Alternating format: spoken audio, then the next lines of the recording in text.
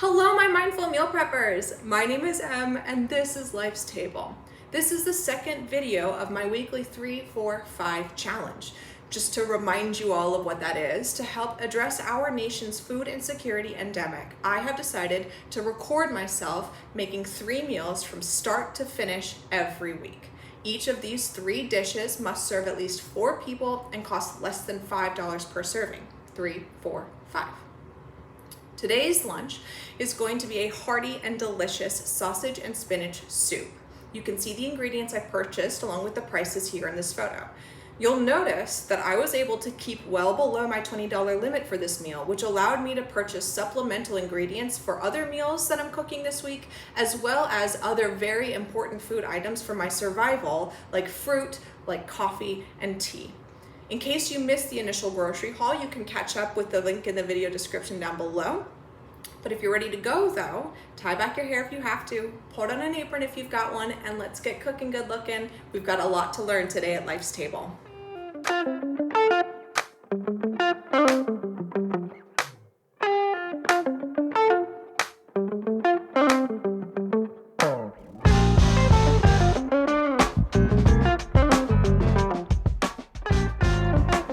Go ahead and start with your can opener, a knife, your cutting board, a colander, and while we're at it, a soup pot. And we are going to go ahead and begin with our garbanzo beans, also known as chickpeas. Go ahead and open them. You're going to pour them out into the colander if you've got one. Give them a rinse to get all of the extra juices off. You'll notice that some of the shells are detached from the chickpeas themselves. You're welcome to leave them in. They wind up typically just like dissolving in the soup anyway.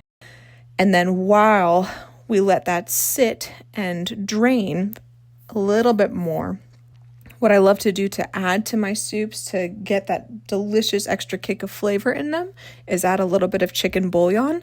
You use 1 cube of bouillon per serving. So because we are making 4 servings today, I'm going to be using 4 cubes of bouillon.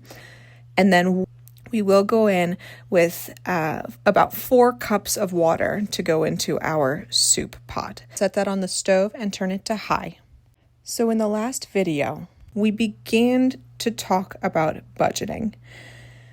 And I do want to take today's video to go a little bit further in depth into not just the reasons why you need to budget, and it is so important to do that. And I'll explain to you the reason why after we get back from our tomatoes. After you open this can of tomatoes, make sure that you pour in the entire contents to include the juice. That added tomato juice will flavor this soup so deliciously.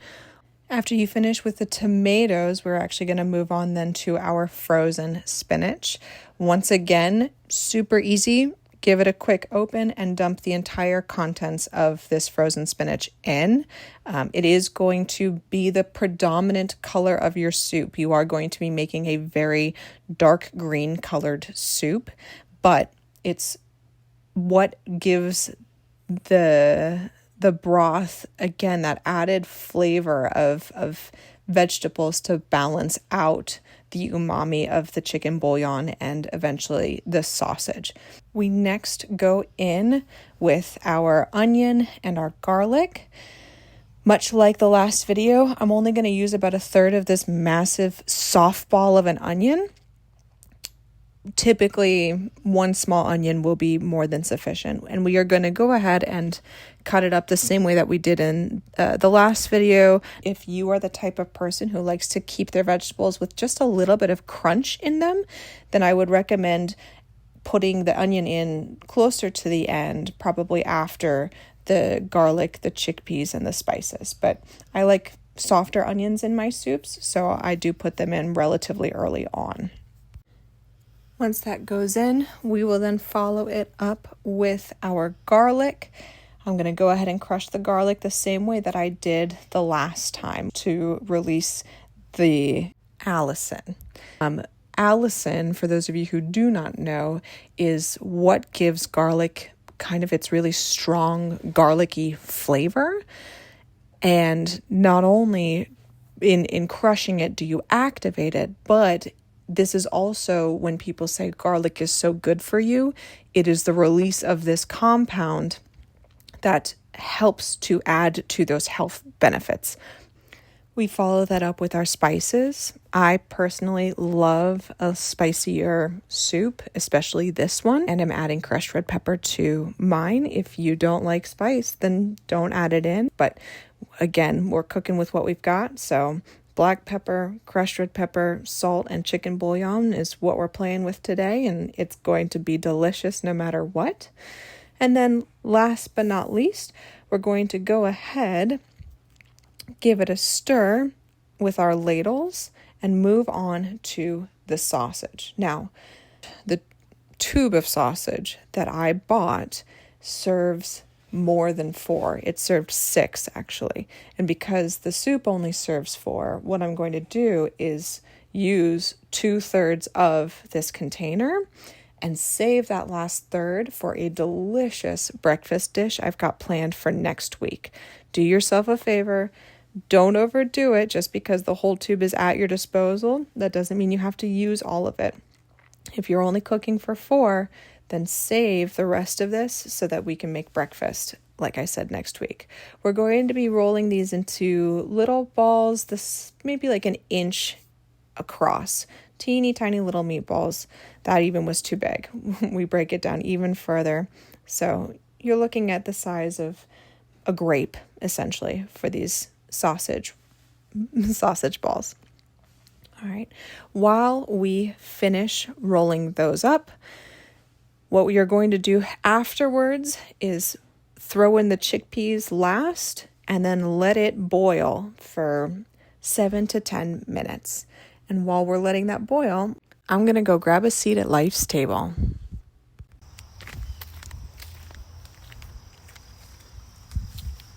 Hi. Turns out I hate doing voiceovers. I also lied to you again. We are not going to be sitting at Life's table today. It is too gorgeous outside to not take advantage of this lovely weather. So we've got our timers going. I set mine for a little bit more than 7 minutes, but just about 7 minutes. And we're going to go ahead and we're just going to talk in this lovely, gorgeous weather about budgeting. Not necessarily the funnest or sexiest of topics, but certainly the most essential when it comes to introducing you all to personal finances.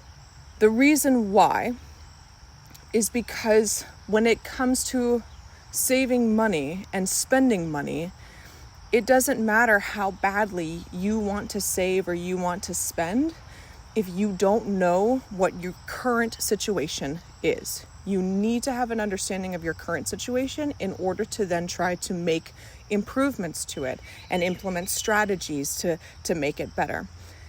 It isn't enough to just know what the end goal is if you don't know where point A is and then how long it's going to take or how drastic the measures need to be in order to get there.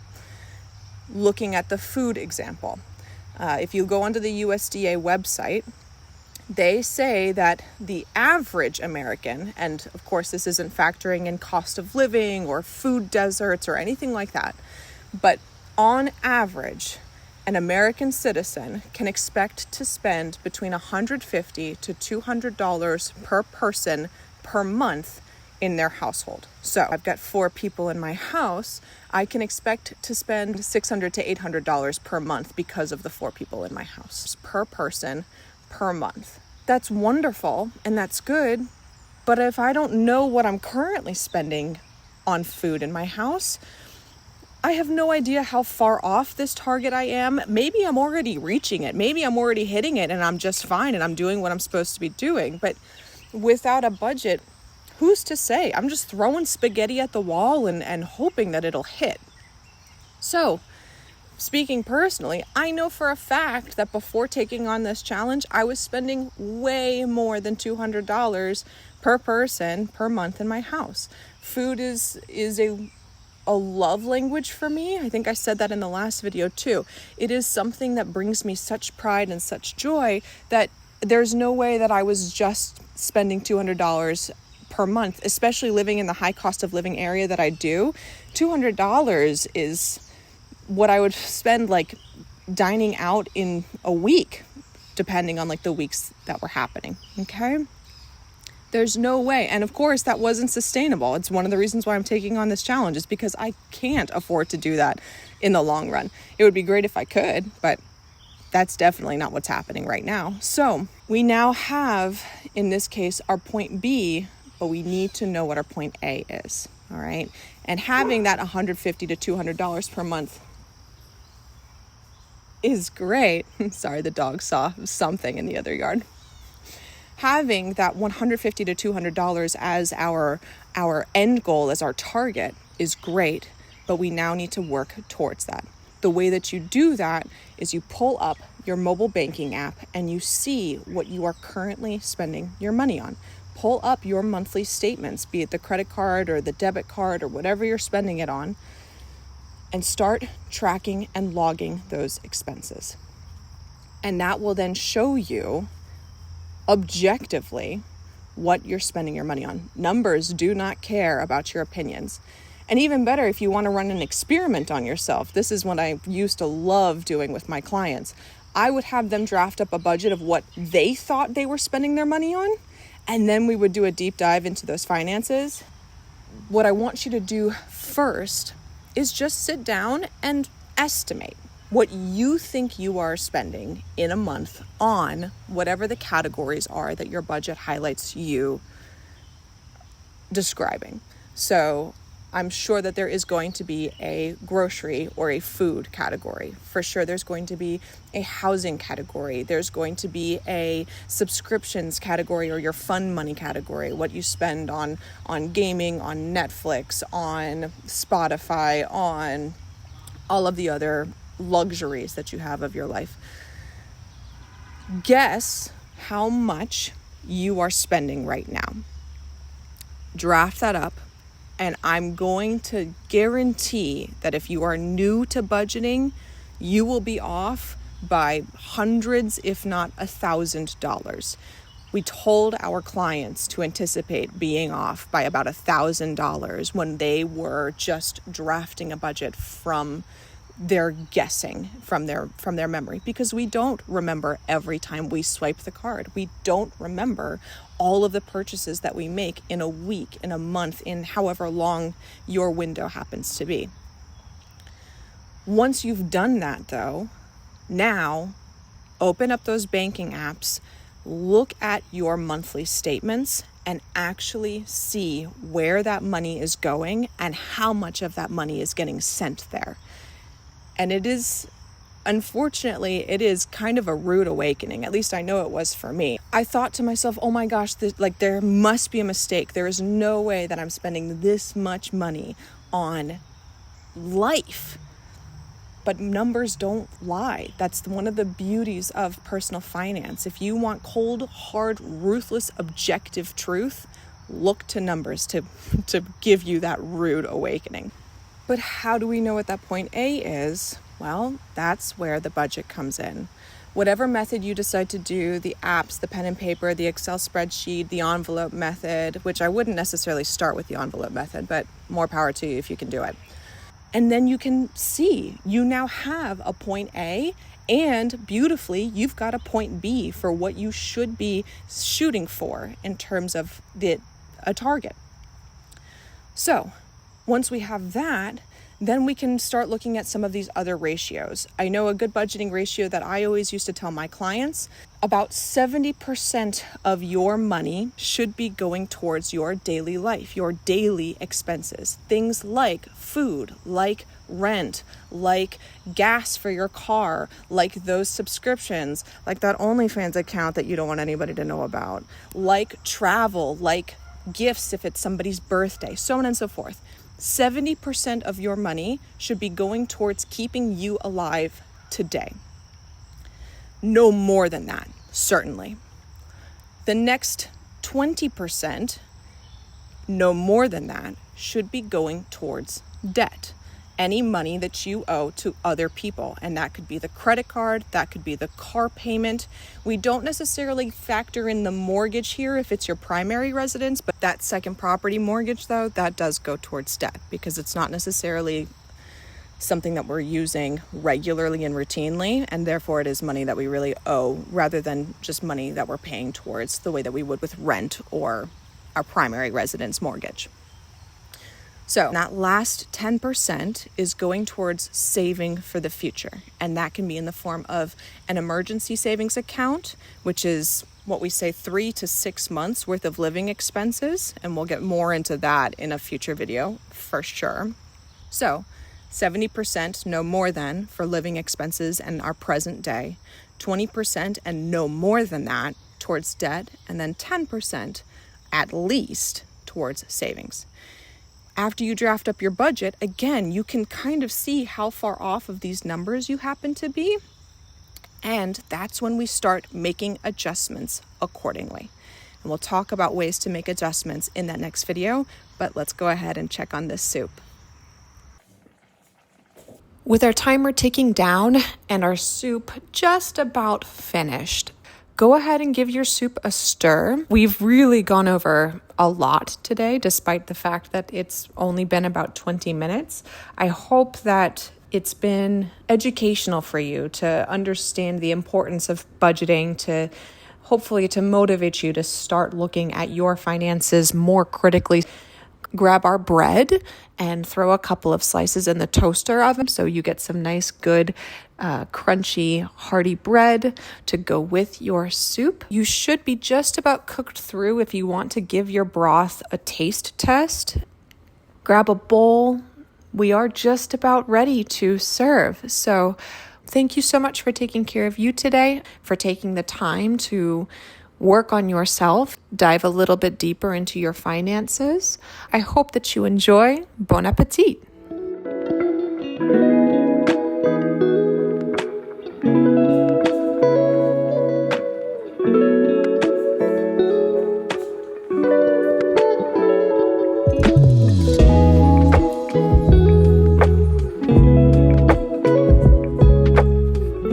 I'm so excited. Let's try it, y'all.